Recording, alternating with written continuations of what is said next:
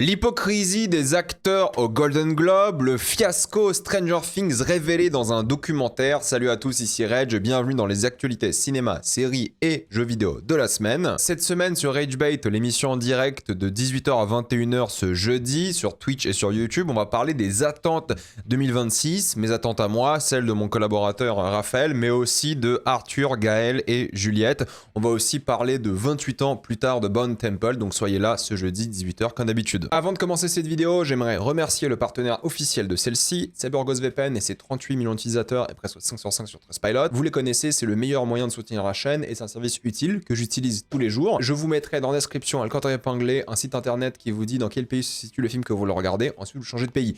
Canada, États-Unis, Royaume-Uni, Belgique, Suisse, Italie, vous allez avoir la VSTFR et même la VEF dans certains cas. Quelques exemples sur Netflix, vous avez déjà Prise au piège, A Big Bold Beautiful Journey ou Neja 2. Sur Disney+, vous avez Tronares, Les 4 Fantastiques ou Lilo & Stitch. Sur Apple TV, vous avez F1 qui est disponible. Sur HBO Max, qu'il faut utiliser depuis l'application HBO Max directement. Vous pouvez le faire même si vous avez l'abonnement via Canal. Connectez-vous à HBO avec le compte Canal, ça fonctionne. Vous avez Weapons, Superman ou encore Une bataille après l'autre. Et pour chacune des plateformes de streaming citées, vous avez des serveurs dédiés qui facilitent l'accès à la plateforme. Pour les gros consommateurs de YouTube, vous allez avoir YouTube Premium pour beaucoup moins cher. Prenez un pays de l'Union Européenne comme la Roumanie, la Bulgarie, car ça fonctionne et c'est plus simple. Et oui, il y a des tutos en ligne qui vous disent comment faire. C'est bidon et ça marche même sur des abonnements type Letterboxd Patron pour moins cher. Vous le savez, mais en ce moment, il faut mettre sa carte d'identité sur certains sites internet et personne n'a envie de faire ça. Donc si vous voulez continuer à vous Rosanov le Hollander en paix, utilisez un VPN. Et ça marche aussi lorsque vous regardez en tant que cinéphile un film d'une manière assez spéciale. Avec un VPN, vous serez en bien plus grande sécurité. Vous pouvez partager un compte avec cette personne au total, c'est disponible sur tous vos appareils préférés et c'est super simple d'utilisation. Vraiment tout le monde peut le faire, en quelques clics, c'est fait. Vous pouvez essayer par vous-même car vous êtes satisfait ou remboursé sous 45 jours et vous avez une assistance technique en français 24h7. Utilisez le lien dans la description, le code épinglé afin de bénéficier de 83% réduction plus 4 mois gratuits.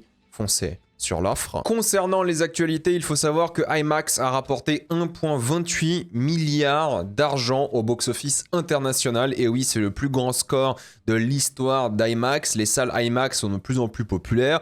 De plus en plus de salles existent à travers le monde. C'est une marque qui gagne énormément en puissance. Et bien, ça se reflète sur le box-office en sachant qu'évidemment, les séances IMAX sont plus chères que des séances classiques. Et pour des gros films comme Dune 2, par exemple, les séances IMAX représentaient 20% du box-office du film. Donc c'est hyper important comme licensing, c'est hyper important comme chiffre, comme analyse et surtout c'est hyper important car c'est un nouveau format différent, de plus en plus populaire, aussi utilisé par plein de réalisateurs, que ce soit du IMAX 70 mm ou juste, vous savez, le IMAX caméra classique qui est un peu du fake IMAX, mais peu importe. En tout cas, IMAX prend de la place. Les gens s'habituent à aller voir des œuvres en IMAX, que ce soit de la bonne version ou pas.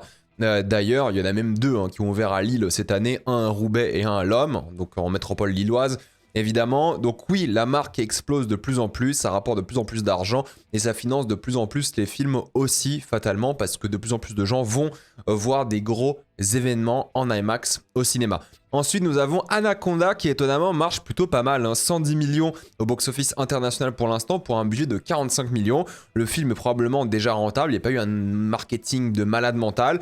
Je n'irai pas voir ce film, peut-être à la maison en VOD dans quelques semaines, mais ça au cinéma je refuse, pour moi ça fait genre vraiment un fake film et ça m'intéresse pas du tout, mais on en parlera si je le regarde à la maison. Mais le film s'en sort plutôt bien et je suis étonné parce que je me demande vraiment qui va voir un film Anaconda. Je pensais pas que la licence était aussi forte, je pensais pas que les gens comme Paul Rudd ou Jack Black allaient amener du monde en salle, mais le film est un petit succès. Étonnamment, je ferai une vidéo évidemment des succès et des flops de 2025, mais j'attends encore un petit peu voir où va s'arrêter Avatar, où va s'arrêter Zootopie 2, mais ça sortira en janvier, ça c'est sûr. Sean Baker, lui, vous savez, oscarisé, réalisateur d'Anora récemment, a demandé l'opposé de ce que veut faire Netflix avec la Warner. Il demande 100 jours de cinéma dans ses contrats maintenant. En tout cas, c'est ce qu'il essaye. Il veut que ses films soient disponibles en salle avant tout. Et pourquoi 100 jours? Parce que c'est tout à fait possible que le film ne soit plus disponible en salle après 100 jours si c'est un échec. Mais 100 jours, ce sera la limite, donc 3 mois, disons à peu près, comme la chronologie des médias. D'ailleurs, pour diffuser le film en VOD et ensuite en streaming. Et je pense que c'est une très bonne chose, surtout aux États-Unis. Nous, en France, ça ne change rien parce qu'en fait, chronologie des médias oblige. Nous, c'est 4 mois avant la VOD. Mais pour les États-Unis ou Netflix, on va en parler dans quelques secondes, veut réduire ce temps à quelques jours. C'est intéressant et important de la part de réalisateurs d'écrire dans leur contrat littéralement 100 jours avant d'avoir le film disponible en VOD ou en streaming. Je pense que c'est une très bonne chose et de plus en plus de réals vont faire ça. Xavier Dolan va réaliser son prochain film, il sort de sa petite retraite, entre guillemets, sa petite pause. Ça va commencer son tournage normalement à l'automne 2026, ça sera un film d'horreur gothique au 19e siècle, pourquoi pas. Je suis pas le plus grand fan de la filmographie de Dolan, mais toujours curieux de voir ce qu'il va faire par la suite.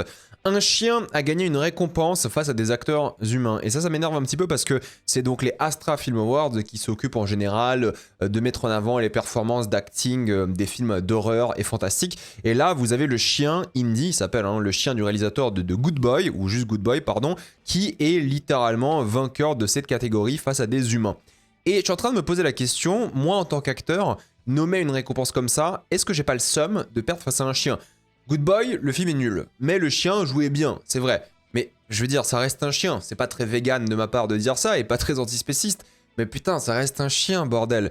Je veux bien faire des catégories pour les animaux et pour les gens qui ont entraîné les animaux avant tout, donc là c'est le réal du film et donc le maître du chien.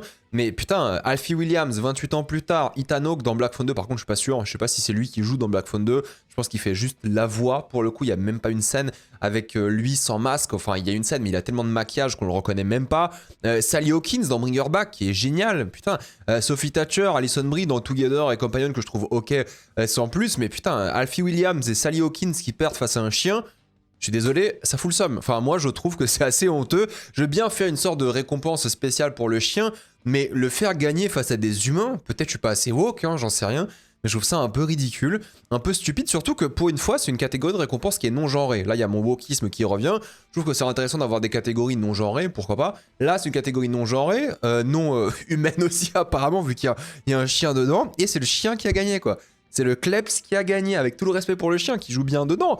Mais il y a un moment, il est même pas conscient qu'il est dans un film, le chien. Alors que Sally Hawkins, dans Bring Her Back, que j'adore pas en plus Bring Her Back, elle est phénoménale. Dedans, Alfie Williams, je trouve qu'il est très bon en tant que Spike dans les 28 ans. Mais là, c'est un chien qui a gagné. Je sais pas, dites-moi dans les commentaires, peut-être je suis complètement fou, peut-être vous trouvez ça normal, peut-être c'est une blague qui a mal tourné, j'en sais rien, mais moi je trouve ça un petit peu ridicule. Et moi, à la place des acteurs, j'aurais un petit peu le seum, quoi. Et je pense que mes potes se foutraient de ma gueule toute ma vie si je perdais une récompense d'acting face à un putain de chien, quoi. Bon, bref, on va parler d'autre chose, mais voilà, je trouve que c'est très très particulier et je suis pas spécialement fan de ce genre de truc. La série Mayor of Kingstown, que je n'ai pas vue, mais que je sais, genre 3 personnes en France regardent, aura une 5e et dernière saison, donc pour les fans de la série, vous allez avoir une dernière saison avant qu'elle s'arrête.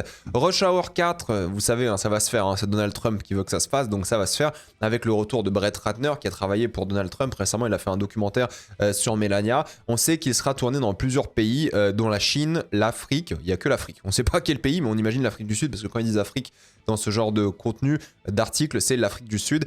Et en Arabie Saoudite, bon, ça c'est vraiment des raisons de financement. Je veux dire, tu vas prendre l'argent de la Chine, de l'Arabie Saoudite, et tu vas faire Rush Hour 4, en sachant surtout que Jackie Chan, il a ses boîtes de production aussi en Chine et des choses comme ça. Bon, moi, Rush Hour, j'aime bien, je trouve que c'est rigolo. Maintenant, Rush Hour 4, j'ai un peu peur. J'ai un peu peur que ce soit le film le plus anti-woke et réac de l'histoire. Pourtant, j'aime bien les deux acteurs, j'aime bien les films d'avant. À voir ce que ça va donner, je reste un petit peu optimiste parce que j'aime bien cette licence. Les Emmy Awards, vous savez, c'est l'équivalent des Oscars pour la télévision américaine, vont créer une nouvelle récompense qui s'appelle la Legacy Award, donc c'est la récompense d'héritage, on va dire ça comme ça. Ça sera uniquement réservé aux séries qui ont plus de 5 saisons et 60 épisodes, et ça va juger un peu leur impact culturel. Donc chaque année seront nommés, ou alors ils vont juste donner directement une récompense à une série de l'époque. Vous vous dites c'est un petit peu ridicule et tout, mais je pense que c'est important de reparler des œuvres du passé qui ont peut-être marqué l'histoire et la culture, mais qui n'ont jamais été récompensé. On peut pas penser à The Wire qui n'a jamais eu de Emmy Award, si ma mémoire est bonne. On peut penser à plein de séries comme ça. Et je pense que même pour les Oscars, ça pourrait être intéressant, mais même s'ils le font déjà, vous savez, les récompenses de carrière pour les acteurs, les réals et tout, ça ils le font, mais de récompenser des films qui malheureusement n'ont jamais eu de récompense l'année en question et de leur donner une récompense après pour l'impact technique, sociétal, culturel. Et là, pour les séries, il y a un truc encore plus intéressant, c'est que fatalement, la règle des 5 saisons et 60 épisodes va exclure quasiment toutes les œuvres Netflix. Donc Netflix ne sera jamais dans cette catégorie de récompense. Est-ce que ça va motiver les créateurs de séries Netflix, même Apple, j'ai dit Netflix, mais en fait c'est de streaming de manière générale, sauf HBO, mais même HBO, je veux dire, sauf s'ils font beaucoup de saisons, Succession ne sera jamais dans la récompense Legacy Award, parce qu'il faut vraiment avoir plusieurs saisons, 5 minimum, Succession en a eu 4, et Les Sopranos pourra gagner, par exemple. Donc Game of Thrones aussi. Est-ce que ça va motiver les streamers à faire plus d'épisodes par saison? Je ne sais pas, peut-être je vais faire une... Enfin peut-être, je sais que je vais en faire une vidéo sur pourquoi il y a beaucoup moins d'épisodes aujourd'hui. J'ai beaucoup de vidéos en priorité à faire, mais je pense que ce sera la prochaine grosse vidéo entre guillemets sur un sujet différent que je ferai. Ça va conclure ma trilogie de vidéos sur pourquoi les séries étaient un petit peu mieux avant, et on va en parler, mais je trouve que c'est intéressant qu'on me récompense à voir comment ils vont la gérer. Sinon nous avons une actualité assez intéressante concernant Godzilla Minus One et sa suite qui va s'appeler Godzilla Minus Zero. Vous savez à quel point j'adore Godzilla Minus One, je suis un fan de ce qu'ils ont fait avec cette œuvre. J'adore Shin Godzilla aussi qui est sorti quelques années avant au Japon. Et là, Minus Zero, titre assez intéressant, sortira en novembre aux États-Unis. C'est marrant qu'ils aient fait la promo sur les États-Unis parce qu'ils savent que c'est un film qui a cartonné à l'international et qui a cartonné aux États-Unis. Donc il sortira cette année. Ils vont très vite, mine de rien, pour une suite. Je pense que c'est une bonne chose. Fatalement, j'ai hâte de voir quel sera l'angle d'attaque aussi. Est-ce qu'ils vont aller bien plus loin dans le côté guerre mondiale, représailles, qu'est-ce qui va se passer par rapport à ça? Je ne sais pas, mais vous savez, Minus One à la base c'était le titre, car c'était l'histoire du Japon qui était à son pire moment après la Seconde Guerre mondiale. Là, le titre Minus Zero m'intrigue aussi beaucoup. J'imagine qu'on aura une bande-annonce bientôt, vu la sortie du film en novembre.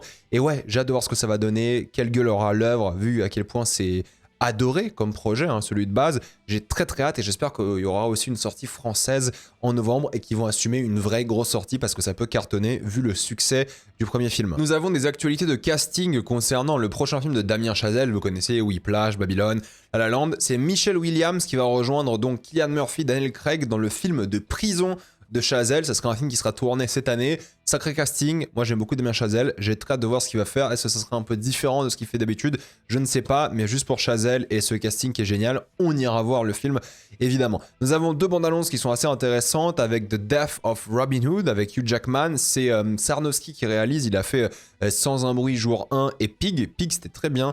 Pour le coup, là, la bande-annonce me donne pas spécialement envie. Honnêtement, j'ai vu la bande-annonce, c'est donc Robin des Bois qui regrette sa vie passée, et c'est intéressant d'essayer de faire passer Robin des Bois pour le méchant de l'histoire. À voir ce que ça va donner, je pense qu'il y aura plus d'ambiguïté que ça dans le film.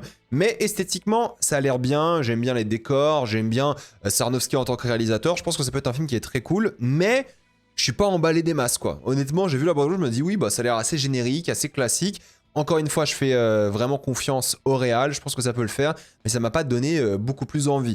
Contrairement à Good Luck, Have Fun et Don't Die, le prochain film de Gore Verbinski, hein, donc le réalisateur des Pirates des Caraïbes, qui a l'air vachement bien. Pas de date de sortie française pour l'instant, donc ça c'est un peu triste, j'espère qu'on pourra le voir en salle, mais ça a l'air bien, ça a l'air littéralement fun, ça a l'air de parler des dangers de l'IA, de la technologie, il y a un côté un peu... voilà, Ready Player One, Terminator, truc, bon, c'est Gore Verbinski, j'ai hâte de voir ce que ça va donner. J'ai envie de parler un peu des Golden Globes qui ont eu lieu cette semaine. C'est donc un peu d'un côté de l'hypocrisie des acteurs avec leurs fameux pins. Et vous savez, aux États-Unis, il y a une femme, Renée, qui s'est faite abattre par la police. J'ai envie de dire la Gestapo, mais bon, soyons honnêtes, c'est la police d'immigration américaine qui a tué une femme qui n'a rien demandé. Ça a créé d'énormes mouvements de foule aux États-Unis. Ça a fait stresser beaucoup de personnes aussi parce que cette police d'État, malheureusement, qui n'est pas une vraie police d'ailleurs, c'est une police d'immigration, c'est un peu particulier, n'a pas les mêmes droits que la police aux États-Unis. Déjà qu'aux États-Unis, ils ont des problèmes avec la police, mais nous aussi, en France, soyons honnêtes. La police ICE est tellement controversée que beaucoup d'acteurs ont décidé de mettre des pins ICE out, donc que ICE quitte le territoire, entre guillemets, que ICE arrête de faire autant de mal à la population parce qu'en fait ils font un peu ce qu'ils veulent. C'est vraiment la police secrète de Donald Trump en mode Gestapo en voulant mettre des gens dans des camps, des choses comme ça. Pas des camps d'extermination, mais les camps évidemment en Amérique latine comme c'est le cas hein, pour le coup. Donc c'est très grave ce qui se passe aux États-Unis. C'est vraiment un énorme levier du fascisme chez eux aujourd'hui. Il y a plein d'acteurs qui sont offusqués par rapport à ça. Mais ils sont offusqués un peu discrètement. Genre, je veux pas critiquer Ariana Grande, mais bon, c'est la plus connue, du coup, je l'utilise comme exemple. Mais elle avait son pins Ice Out qu'à certains moments. Pas tout le temps. Genre tapis rouge et tout, c'était pas exactement la joie. Et il y a des acteurs comme Mark Ruffalo qui, eux, vont venir et vont parler. Parce que mettre des pins, c'est facile. Honnêtement, tu mets ton petit pins, tu dis « Ah bah, je soutiens », mais parler directement, vraiment, se confronter à un journaliste, à une caméra et dire les choses, c'est complètement différent. Je pense qu'Ariana Grande, elle est dans le délire. Hein. Je pense que vraiment, elle est pour être encore plus exigeant de ICE et qui respecte la loi et qui soit beaucoup moins horrible qu'ils le sont réellement. Mais il y a un moment, un pins, ça ne fait rien. Un pins, si tu ne dis rien derrière, ça ne dit rien. Et je suis très content que des gens comme Mark Ruffalo osent en parler directement. Est-ce que c'est peut-être un peu imparfait, des choses comme ça? Bien sûr, mais au moins, c'est pas qu'un pins. Alors, il n'y a pas que Mark Ruffalo, mais je prends un peu les deux exemples extrêmes qui se sont fait un peu critiquer sur les réseaux. Ariana pour le manque d'investissement personnel et l'autre côté Mark Ruffalo qui lui était un peu trop à fond fatalement. Donc voilà, je voulais juste parler de ça. Je trouve que c'est encore une fois la belle hypocrisie de certains acteurs et leurs pins, mais qui n'osent pas parler et dire les choses à haute voix parce que c'est complètement différent et c'est important.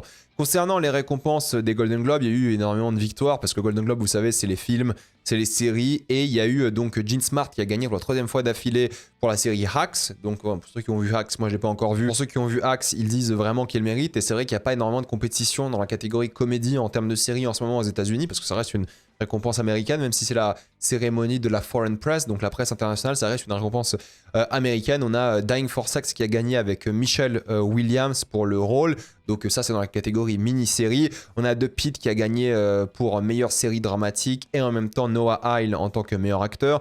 On a The Studio de Seth Rogen qui a gagné pour meilleure comédie, et en même temps Seth Rogen qui a gagné pour meilleur acteur. On a Pluribus, enfin Rhea Seehorn qui a gagné pour donc cette série, et en même temps, faut le noter, il n'a jamais gagné pour Better Call Saul, alors qu'elle était magistrale durant de nombreuses saisons, mais là, elle a enfin gagné pour Pluribus, et félicitations à elle. Sinon, c'est Adolescence en termes de série télé qui a vraiment tout raflé dans la catégorie mini-série, parce que vous savez, il y a la catégorie comédie, dramatique et mini-série.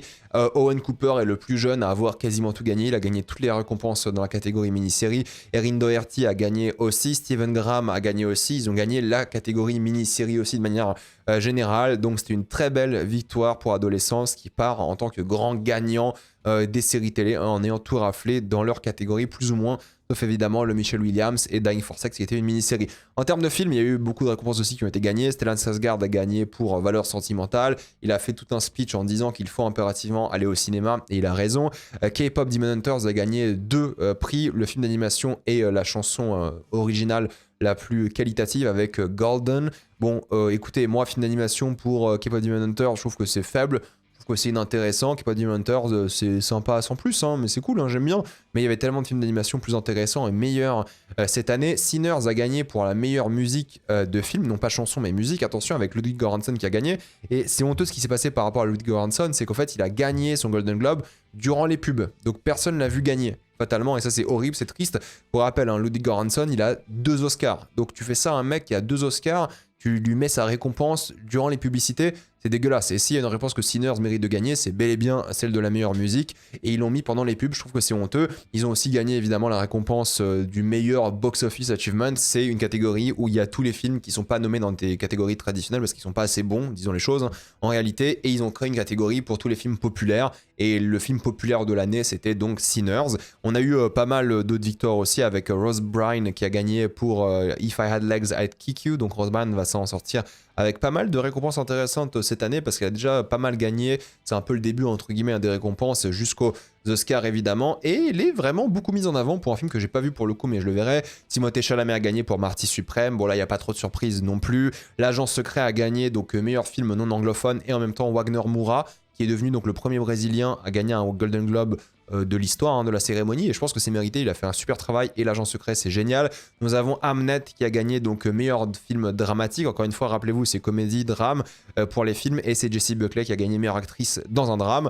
On a une bataille après l'autre qui était dans la catégorie comédie pour le coup, qui a gagné donc meilleure comédie, qui a gagné meilleur réalisateur, meilleur scénario, et Tenaya Taylor qui a gagné donc meilleure actrice dans un rôle secondaire. C'est le grand vainqueur on va dire de la cérémonie en tant que film, il a un peu tout raflé. Encore une fois on verra ce que ça donne par rapport aux Oscars, parce que là le fait de diviser en comédie et drame ça change un petit peu tout, on en parlera, mais je trouve qu'il n'y a rien de choquant en réalité. Il n'y a aucun braquage, il n'y a aucun gagnant honteux. Je trouve que tout est plus ou moins mérité de ce que j'ai vu. Alors on n'a pas vu tous les films encore une fois, hein, mais je trouve que c'est assez honnête de ce qu'on sait pour l'instant, de ce qu'on a vu. Peut-être juste K-Pop Demon Hunters pour meilleur film d'animation, c'est un peu dommage, mais ça reste un film ok quoi. Donc c'est pas non plus un énorme braquage. Il faut savoir que l'application Polymarket, qui est donc en partenariat avec le Golden Globe, a trouvé correctement les 26 sur 28 vainqueurs. Vous savez, Polymarket, c'est cette application où tu peux parier sur tout. Genre tu peux parier sur littéralement tout. Et concernant les Golden Globes, ils ont donc eu 26 bonnes réponses sur 28. C'est assez flippant. C'est assez inquiétant aussi parce que c'est une application qui est utilisée pour parier sur l'actualité. Mais en effet, Polymarket a eu quasiment tout bon, ce qui est assez étonnant. Concernant pas mal d'œuvres comme le studio, justement, avec Seth Rogen, le tournage commence la semaine prochaine.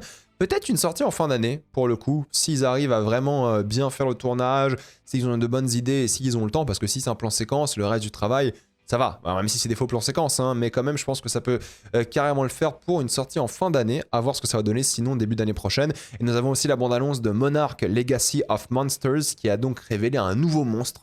Voilà, le monstre X apparemment, on sait pas trop ce que ça représente, à voir ce que ça va donner, mais je pense qu'on le verra quasiment pas, ce monstre, de la même manière qu'on verra quasiment pas Godzilla ou King Kong, ça coûte trop cher hein, de base, et ce monstre sera un petit peu présent, mais la bande-annonce m'a donné un petit peu envie, je pense que ça peut être sympathique. Pour parler un peu du fiasco Stranger Things, alors là c'est vraiment ridicule ce qui s'est passé avec cette œuvre et ce fameux documentaire, mais pour faire simple, ils ont donc fini la 5e saison, c'était un désastre, hein, j'en ai beaucoup parlé, je trouve que c'est de loin la pire saison de la série, et pour moi ça a gâché un petit peu la série de manière générale. Ils ont sorti un documentaire qui racontait donc comment ils ont fait ces dernières saisons et l'épisode final. Mais il faut savoir que ce documentaire-là, il est lunaire. C'est-à-dire qu'ils vont mettre en avant toutes les choses négatives qui ont eu lieu lors du tournage, du scénario, de l'écriture, de tout ce que vous voulez. Ils vont vraiment pas y aller de main morte. Et c'est assez intéressant à quel point c'est ridicule. Parce que je pense qu'ils sont partis dans l'optique en disant on va faire un documentaire qui va montrer littéralement à quel point on a galéré et à quel point on a réussi à faire une œuvre formidable et géniale. Mais vu que tout le monde a détesté, tout le monde a trouvé ça vraiment pourri comme fin et comme saison 5, bah fatalement ça montre juste un documentaire qui prouve qu'ils ont fait de la merde. Et donc il y a plein de choses qui sont très particulières dans ce documentaire-là. La première, c'est que, vous savez, il y avait la théorie du Conformity Gate, l'épisode 9 de Stranger Things, qui n'est fatalement jamais sorti, évidemment, parce que c'était de la merde comme théorie. Mais il y a eu ce débat sur le fait que l'épisode final n'était pas écrit lors du tournage. Donc ils ont eu presque 4 ans entre la saison 4 et la saison 5, et ils s'étaient pas foutus d'écrire 8 épisodes de série. Rendez-vous compte de ça. Ils avaient 4 ans pour écrire plusieurs. Les mois, on va dire, ils avaient 2 ans, parce que le temps de faire le tournage, la post-prod et tout. Ils avaient même 1 an et demi. 1 an et demi, t'es pas foutu d'écrire 8 épisodes d'une série télévisée? Non mais on est où là? Vous savez, une vraie série, normalement, elle commence son tournage et l'écriture de la saison n'est toujours pas finie. Ils écrivent la saison lors de la diffusion de ce qui se passe. Et là, ils avaient plusieurs années et ils arrivent au tournage de l'épisode final de la série la plus populaire de Netflix sans scénario. C'est une blague. C'est un fiasco, c'est ridicule. Ils font une série, un final de série sans scénario. Le tournage sans scénario. On s'est cru chez Marvel ou quoi? Encore un film. Ça se fait malheureusement trop souvent de faire le tournage d'un film sans un scénario complété. James Gunn s'en plaint constamment, mais chez Marvel, c'est la mode. C'est toujours comme ça. Mais une série télé, c'est inhabituel. Une série télé, tu ne fais jamais une série sans scénario complété. C'est ridicule, c'est choquant, c'est stupide. C'est 3 ans d'attente, un peu plus, 3 ans et demi, presque 4, et t'as pas eu le temps d'écrire 8 épisodes d'une série télé? C'est vrai ça? C'est pas possible, c'est risible. Comment ça, en 4 ans, t'as pas eu le temps d'écrire les épisodes? Encore un film, ça prend du temps parce que t'as que 2 heures, c'est hyper compliqué de tout mettre dans un film, il faut retravailler, penser à plein de choses, organiser plein de choses et tout.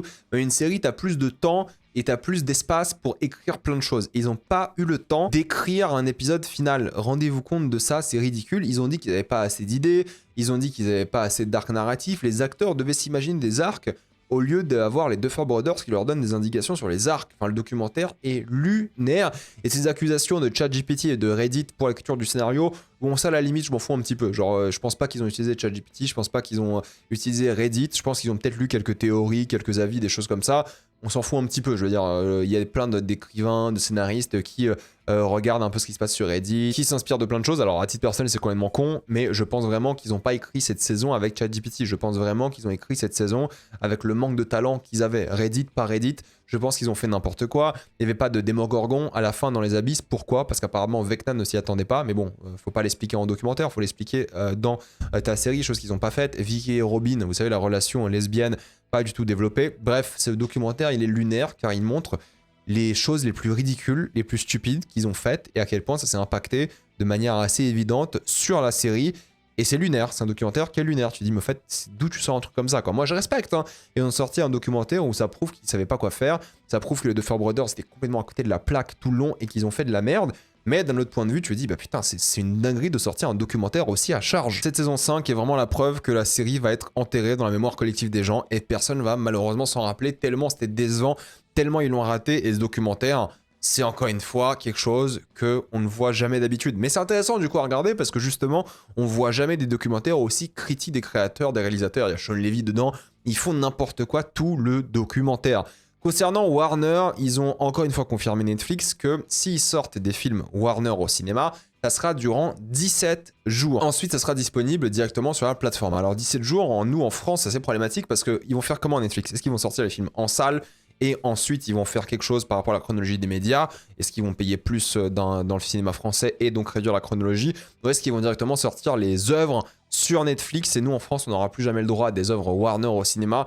Je ne sais pas, mais dans tous les cas c'est très triste et c'est un vrai problème parce que au fur et à mesure ils vont peut-être décider que c'est pas 17 jours mais ça sera moins. Ils vont juste sortir en streaming, donc c'est assez ridicule et c'est dommage. Acharné saison 2 a une date de sortie, c'est plutôt cool ça pour le coup, c'est le 16 avril. Je pensais pas que ça allait sortir aussi rapidement, mais si, on va en parler donc quand ça sortira avec ce casting assez magnifique. J'ai hâte de voir ce que ça va donner, j'espère que ça sera au niveau. Scooby-Doo aussi par contre va commencer son tournage en avril, il y aura bientôt le casting j'imagine, c'est la série live action de Netflix avec les personnages habituels et classiques qu'on connaît de la série d'animation. Ça sortira sûrement donc l'année prochaine. Black Mirror saison 8 a été commandé et donc annoncé. Il y aura une suite à la série.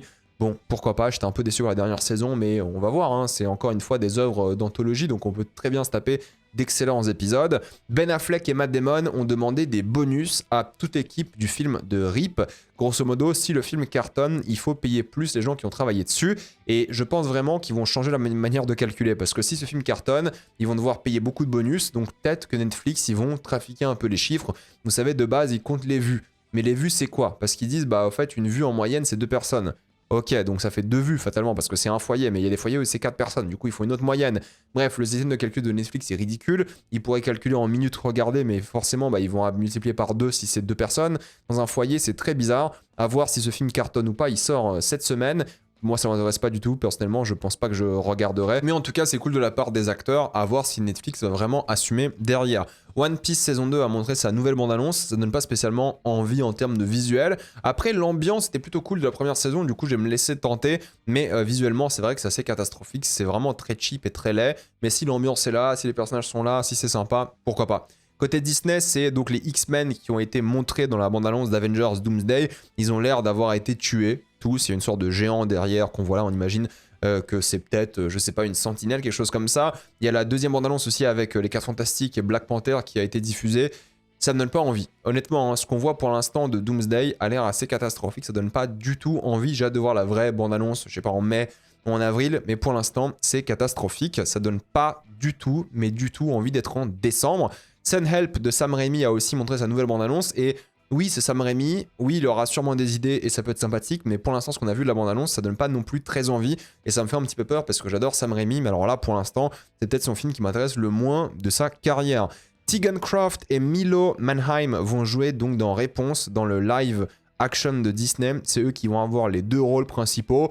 Bon, c'est pas des acteurs que je connais spécialement bien, mais en termes de physique, ils ressemblent, donc pourquoi pas à la limite, si c'est sur ce point de vue-là que les gens vont s'attarder. Mais moi, ce qui m'intéresse, c'est l'acting avant tout. Et c'est vrai que vu que je les connais pas bien, on va voir ce que ça va donner. Est-ce qu'on a besoin d'un live action Disney? Réponse, encore une fois, non. Mais ils vont le faire. Et je suis curieux de voir s'ils vont faire quelque chose d'aussi touchant et réussi. Parce que Réponse, c'était quand même vachement bien à l'époque. Disney va aussi ajouter les vidéos verticales cette année sur Disney+. Vous allez pouvoir regarder donc du contenu vertical de vos œuvres préférées Disney. Mais il y aura aussi visiblement du contenu créé par des gens avec de l'IA ou juste créé par des gens. Donc ils ont envie de concurrencer TikTok mais directement sur Disney+.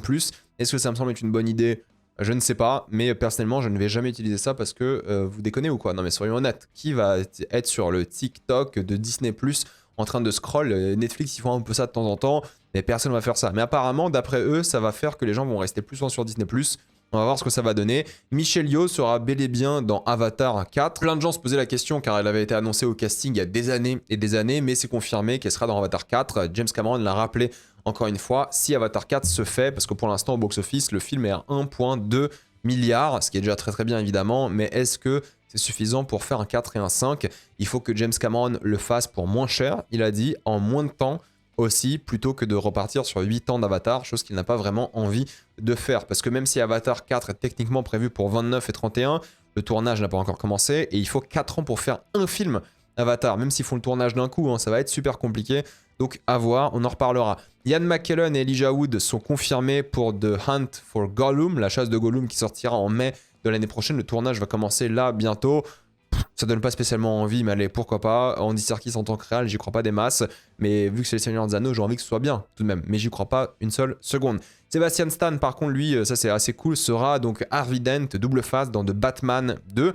Le Batman de Matt Reeves qui doit sortir donc l'année prochaine en octobre. Le tournage va commencer là en avril. On aura bientôt tout le casting. Mais je pense que Sebastian Stan en Harvey Dent est une très bonne idée de casting. Et j'ai hâte de voir ce que ça va donner. Barry Keoghan, qui jouait donc le Joker, sera aussi de retour. The Pitt a été renouvelé pour une 3e saison. La saison 2 a commencé sa diffusion là la semaine dernière et sort un épisode par semaine. Il y aura 16 épisodes donc sur 16 semaines et une saison 3 a été donc commandée. Rien de surprenant, c'est normal vu la qualité de la série. Mayor of Easttown aura donc une 2e saison. Le tournage devrait commencer en 2027. Est-ce que j'ai envie de voir ça? Pas spécialement, mais visiblement ça va se faire.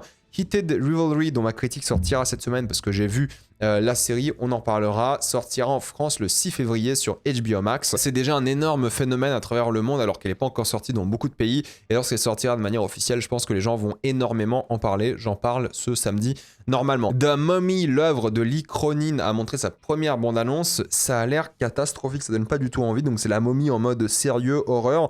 Apparemment, James Wan, qui était producteur sur le projet, s'est barré à la moitié de la projection du film, à voir si c'est vrai, ça c'est une rumeur, mais la bande-annonce donne pas spécialement envie et ça sort toujours en avril, mais j'ai pas vraiment envie de voir ça, ça a l'air très très moyen. The Great Beyond, c'est le titre du prochain film de J.J. Abrams visiblement, avec Glenn Powell, entre autres Jenna Ortega. Bon, pourquoi pas, à voir ce que J.J. Abrams va réussir à faire, je suis très très curieux. En termes de jeux vidéo, nous avons donc John Wick et Saw, qui auront le droit à 2 gros jeux vidéo, donc des vrais jeux. On ne sait pas si ce sera des AAA, mais en tout cas, les licences vont arriver dans le monde du jeu vidéo de manière très sérieuse par Lionsgate, à voir ce que ça va donner. Fallout New Vegas, il y a de grosses rumeurs qu'un remake à la Oblivion est prévu. Écoutez, hein, s'il faut un Fallout New Vegas remake, moi je suis chaud. Non, pour le coup, là, moi je suis méga chaud, j'adore Fallout New Vegas, c'est mon Fallout préféré. S'il faut un remake de New Vegas avec les graphismes à la Oblivion, moi je suis méga chaud et je joue pendant des heures et des heures. C'est aussi la fin de l'IA générative chez Larian. Vous savez, Larian, le développeur de Baldur's Gate 3, du prochain Divinity, ils se sont pris plein la gueule parce que fatalement, ils avaient utilisé de l'IA générative pour s'inspirer de concept art et des choses comme ça. Ils ont dit qu'ils allaient arrêter et utiliser des vraies sources. C'est à respecter et je trouve que c'est une plutôt bonne chose. Il faut savoir qu'en termes d'anecdotes, c'est Guillermo del Toro qui a annoncé ne pas tester ses films. Beaucoup des films sont testés. Quand vous sortez un film à 200, 250 millions, 150, 100 millions ou même beaucoup moins, vous testez vos films à des audiences test qui ne savent pas ce qu'elles vont regarder. Là, en ce moment, apparemment, c'est l'Odyssée qui est testé à des audiences pour faire des modifications, voir ce que l'audience pense de ton film, voir comment eux vont réagir. Et Del Toro ne fait pas ça. Il n'y a pas de focus group pour les films de Del Toro. Il demande à ses potes directement. Il demande à James Cameron, il demande à Inarritu et à plein d'autres collègues réalisateurs. Il leur montre les films et c'est eux qui vont donner un vrai feedback honnête. Et je trouve que c'est intéressant parce que lui, il s'intéresse vraiment au côté artisanat de l'art de manière générale, à l'avis de ses pairs plutôt que à l'avis du public parce qu'il a envie d'être un auteur et avoir l'avis d'autres auteurs pour ça. Bon, c'est une manière de faire, il n'y a pas de mauvaise ou de bonne manière de faire, je trouve que c'est intéressant. Et il a dit qu'il préférait plutôt avoir des notes de Cameron qui lui disaient que Frankenstein avait 8 minutes à couper plutôt que de faire ça avec des focus group dans plein de villes différentes. Tom Cruise a réalisé une des scènes de Star Wars Starfighter. Il allait sur le tournage du film pour réaliser un combat à l'épée laser. Bon, est-ce que ça veut juste dire que Star Wars Starfighter est tellement mal réalisé par Sean Levy que Tom Cruise a dû intervenir? Je ne sais pas, mais il a bel et bien participé à la mise en scène, en tout cas, d'une scène de Star Wars Starfighter. Neymar possède la Batmobile de The Dark Knight. Il faut savoir que vous n'avez pas le droit de la conduire, mais j'en parle parce que j'avais annoncé il y a quelques années, je crois déjà, ou il y a quelques mois en tout cas, que la Batmobile, enfin les Batmobiles étaient en vente. Elle fonctionne, vous avez le droit et vous pouvez acheter ces Batmobiles. Elle coûte très cher évidemment, c'était aux enchères, mais vous ne pouvez pas la conduire dans la rue. Mais la Batmobile fonctionne, elle était utilisée pour... Enfin, elles étaient utilisées parce qu'il y en avait plusieurs pour les films de Nolan. Apparemment, il y avait une obligation de la part des frères Russo concernant Ian McKellen. Ils devaient commencer leur journée de tournage par un Fly You Fools. Bon, c'est une petite blague rigolote. Je pense que McKellen était peut-être content de le faire, mais ça montre encore une fois que les frères Russo et Avengers Doomsday ne vivent que dans la nostalgie du passé plutôt que d'inventer de nouvelles choses. Et Adam Sandler a dit qu'il va faire 50 films avant sa mort, dont 25 qui seront bons.